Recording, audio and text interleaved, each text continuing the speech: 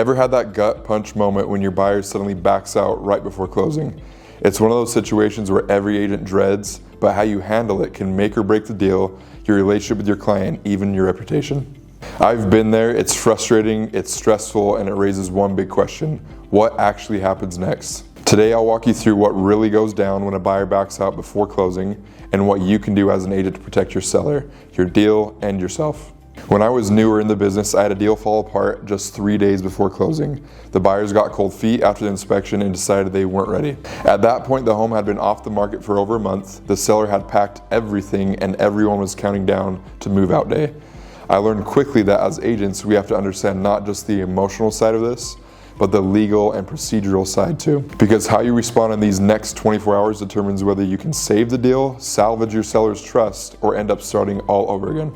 Key point number 1, understand the contract and the contingencies. The first thing to do is go straight back to the contract. Every agreement spells out what happens if the buyer backs out and whether they're still within a contingency period. If they walk away before removing contingencies like financing, inspection, or appraisal, they might still get their earnest money back. But if they've already cleared those contingencies, things can change.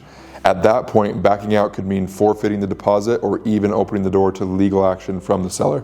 As the agent, your role is to know those timelines and guide your client based on what's written, not what's assumed. Key point number 2, protect your seller's position immediately. If the buyer truly backs out, your first move is documentation. Get everything in writing, make sure the cancellation notice and earnest money instructions are signed promptly. Then help your seller regroup. That means discussing whether to relist, remarket, or negotiate with the backup buyer if you had one lined up. This is where strong communication and calm leadership matter most. Sellers often take it personally, but your job is to bring clarity and next steps, not panic.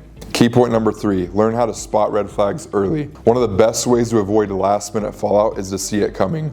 Watch for hesitation during the process. Buyers who delay signing, disclosures, go silent after inspections, or keep asking what if scenarios. When that happens, pick up the phone early, talk to the buyer's agent, reconfirm their commitment.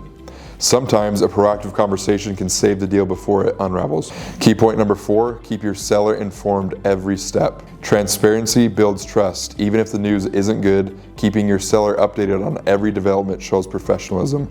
Explain what's happening, what their options are, and what you are doing next. When sellers feel like you're in control, they'll remember that you handled a tough situation with confidence, and that's what earns long-time loyalty and referrals. So, deals fall apart, and it happens even to the best of us, but how we handle them is what separates seasoned professionals from everyone else. If you'd like to talk through strategies, how to protect your clients, and strengthen your contracts, reach out to me, call, text, or email me to schedule a free consultation. I'm always happy to share what's worked for me and my team and help you navigate through situations like this with confidence.